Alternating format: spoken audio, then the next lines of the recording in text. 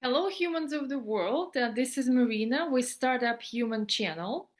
And today I want to speak about diversity and exactly how do we share this planet with people who are very different from us. And first, let me tell you a story. Years ago, when I was very young, I went on a trip with Contiki, which is an Australian travel company, to Europe. And it was very exciting. We were supposed to visit several countries with other people from the United States. And as we approached Germany, this small town in Bavaria in the Black Forest, our tour guide gave us a talk. She said that before we checked in into our hotels, she wanted to warn us that our rooms will be small. There will be no phones, not much closet space, no elevators. So we have to carry our own suitcases up the stairs, several floors. But mainly, she said, I want you to think of it this way: it's not bad, it's different. And basically, I want you to remember this story because it stuck with me for many, many years before I judge some culture, some behavior as bad, just thinking of it as different. Because this is what we need to understand. So let me show you some slides and see how we can also dig deeper, right? And actually apply it in our own lives. And when people talk about diversity, they mention various characteristics that um, humans exhibit, right? And they identify as. And think of it as different types of snowflakes. So snowflakes, they're made of the same stuff, right? Of water. But the reason, one of the main reasons why they look so different is because of the temperature difference at which they were created. Just like the conditions at which we were born and also raised. Um, that's why we have so much variety, right? Diversity on this planet. If we know the true diversity of a person in front of us, it will be much easier to connect with them, help them, right? Influence them and learn from them. So let's look at that. I took this article from Harvard Business Review magazine, and it gives a really good intro into different levels of diversity, right? So the first one is demographic, which is the easiest to spot. You just look at the person and you may already see some similarities or differences. And it is usually gender, ethnicity, age, and disability. The second one is emotional or experiential diversity. So what it means that people, even though they may look very different from us, but they had very similar experiences in life. For example, someone who had maybe difficult childhood, right? And maybe they question authority very often. Maybe they went to a school similar to yours, and maybe you had very religious upbringing. Maybe they've been single all their lives, or they were married. And based on these factors, this experience in their life, they create likes and dislikes. So very often, our close friends, the people that we connected emotionally, so their emotional state, the experiences, either reminders of ours, or we really connect and relate to them. And it work as well. You may really connect to people with emotional experiences similar to you easier. The third level is actually cognitive or mental diversity. And it is about how we solve problems, how we create this outlook and view of the world. And no matter what our personal individual likes or dislikes, we may be really valued for our contributions to our work project, right? Our work environment. And we're really valued for these skills. And again, here I just want to remind you that a person may have very different demographics from you, but very similar to you mentally, right? Or maybe very similar to you emotionally. And again, if one part is different, we may relate to people on other points. However, let's dig even deeper, right? Because there is much more than just that. So I want to give you 5 other levels to look at humans and why they're that way, and how can we really connect to them better. So the first one, how we perceive the world. And obviously, we perceive the world through our 5 senses. Certain senses are more developed. For example, you may be a very visual person. However, the other person, they perceive the world better through hearing. So again, it does not mean that you will always be just one-sided, right? It may be a combination of several senses that you've developed really well. But that's the reason why when there is an accident and then the witnesses are asked what actually happened, sometimes they give very contradictory answers and explanations just because their attention went to either visual or to sounds that they heard, or maybe even like some sensation. And also look at how do you make decisions, right? Because based on our senses, we may lean to certain strategies. First, we need to look at the picture of something, and then maybe feel how it would be if we had this object in our lives, and then make a decision whether to purchase it or not. Again, sometimes we have just this default way of making a decision, and it's important to analyze maybe what we're missing, and if we need to spend more time on engaging our other senses, okay, in making decisions. So the next one is mental filters. And this is a very interesting one because it's not concrete science yet. Psychology came up with these labels. We call them also meta programs.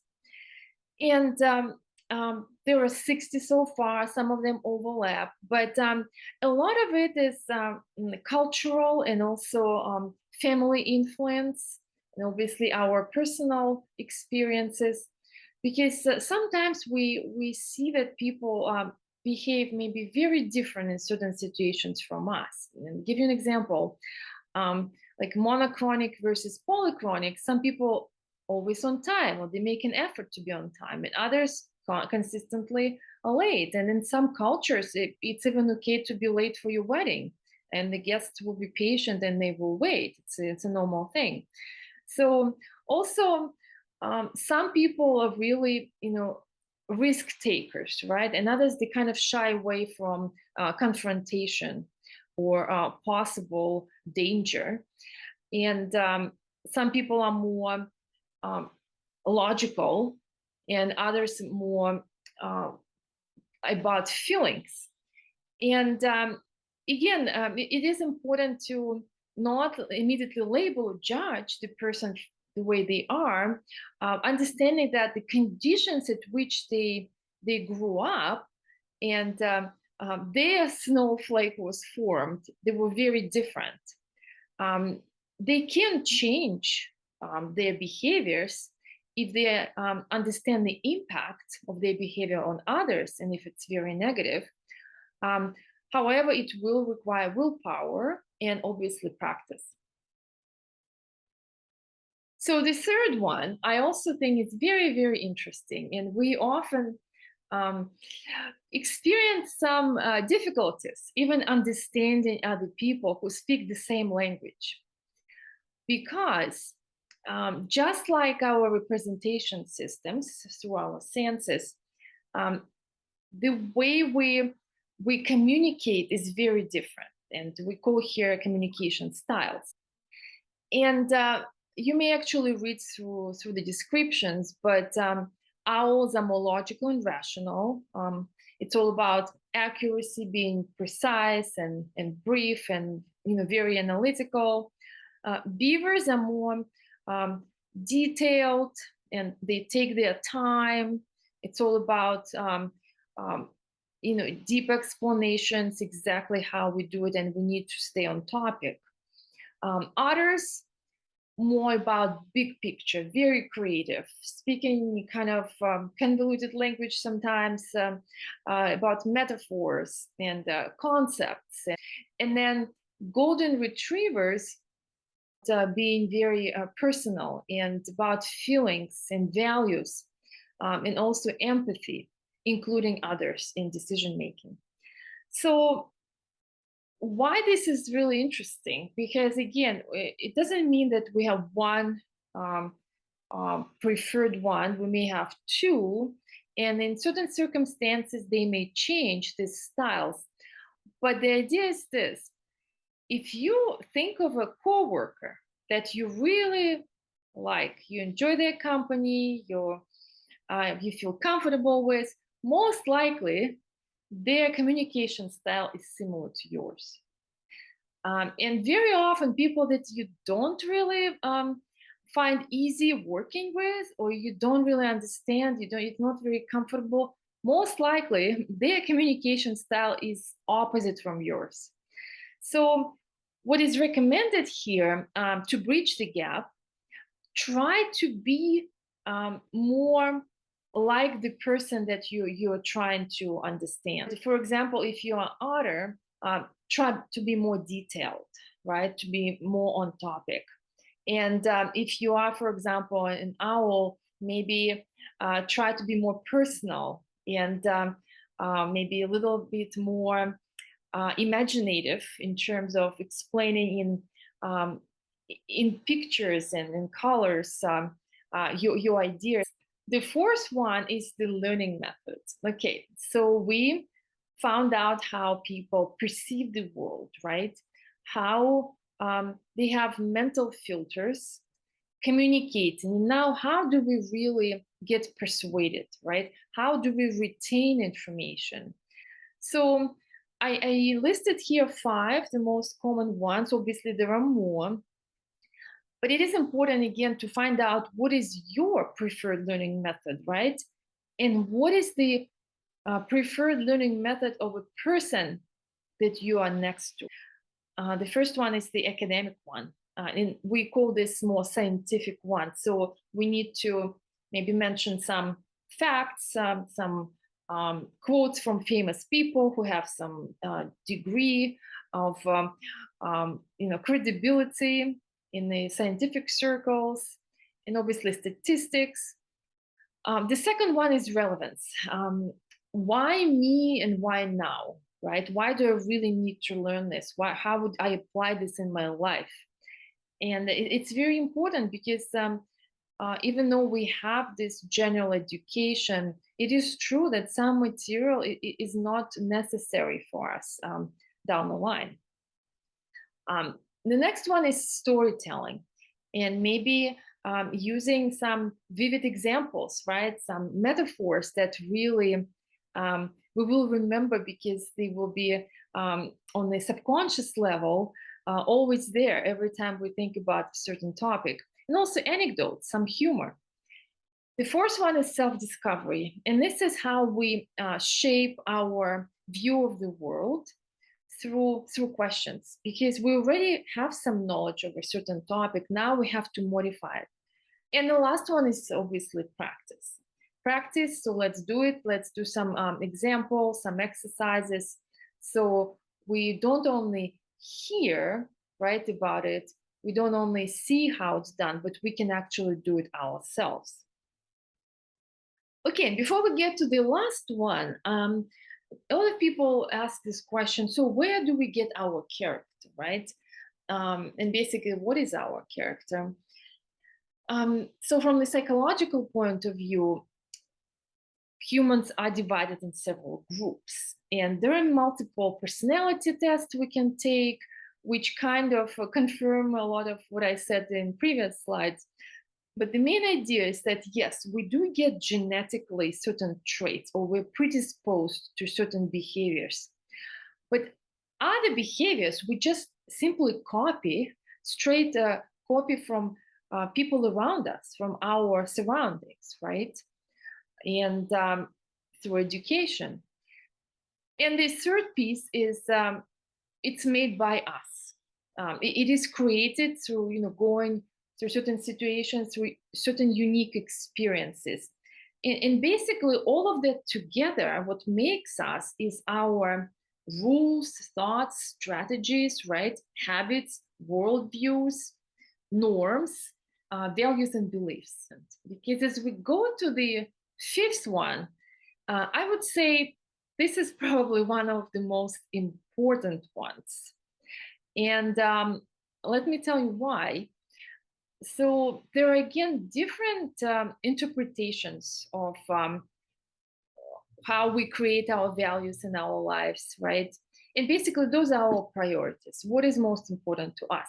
So if you are a person who has a main value as love, and you are either in in a relationship with someone whose main value is freedom or power, you may find some conflict that you will not know how to resolve, because your all decisions will be about maintaining love, right? And being loved and giving love in your life, while the other person will not value love as much as you do. So what is really also interesting is that beliefs are not as specific sometimes. It's just like one word, right? They may be sentences. And we also copy them, create them through our lives. But the most interesting thing that not all beliefs that you even received from your maybe elders will stick with you. And I'll give you an example. My grandmother used to tell me that when I go to college, in my second year, I have to make a decision on who I will marry, be in relationship with, and by the last year of college, I have to actually marry that person. To me, this was not practical and not really useful. However, my mother followed my grandmother's steps, and she did the same thing. She married my father by the time she finished college. So what I'm trying to say here is that some beliefs you will be given, right, or you will be forced to accept, but unless you find them useful, you will not apply them to your life, right? However, those that you do apply, you do keep together with values, maybe very strong in your life. And if someone violates, right, or threatens your beliefs and values, you may feel very offended. This is, I think, is the most important part of my whole presentation. Behind every value and behind every belief lies fear. Fear of something. Yes, you may be threatened by someone who puts you in a situation where freedom is and being independent and alone is important. So when you look at the other person and when you interact with them one-on-one or on social media, instead of just focusing on their values, right, and on their beliefs, focus on their fear. What are they trying to avoid, right? How can you assure them that the worst case scenario, their fear, is not going to happen? How can you help them prevent that, to maybe keep them safe from this fear from this danger that they have, either perceived or physical danger, right? So if you really focus on that, you will understand that you have your fear too. And how can you assure yourself by working with very different people that you will be safe, right? That you will be valued and appreciated for what you are in spite of the differences that you have. So with that, I hope you learned something new. And the main question I want to ask you now, that you know what you know, how will you see and treat another person who is very different from you? How can you communicate some findings from from this presentation and from different layers, levels of differences between humans on our planet? I hope you enjoyed it, and please write your comments, and I'll see you soon.